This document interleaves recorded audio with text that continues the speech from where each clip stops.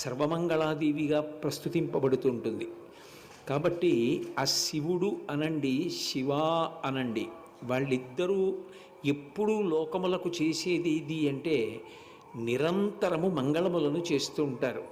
ఎవరు ఎప్పుడూ శుభములను చేకూరుస్తూ ఉంటారో, ఎవరు ఎప్పుడూ మంగళములను చేస్తూ ఉంటారో, ఎవరు వ్యక్తులకు లోకములకు కూడా శుభములను చేకూరుస్తూ ఉంటారో వాళ్ళని శివాశివులు అని పిలుస్తారు. నమశివాభ్యాం నవయవ్వనాభ్యాం పరస్పరాశ్లిష్ట వపుర్ధరాభ్యాం. వాళ్ళిద్దరూ కూడా ఎప్పుడూ పరస్పరము కలిసి ఉంటారు.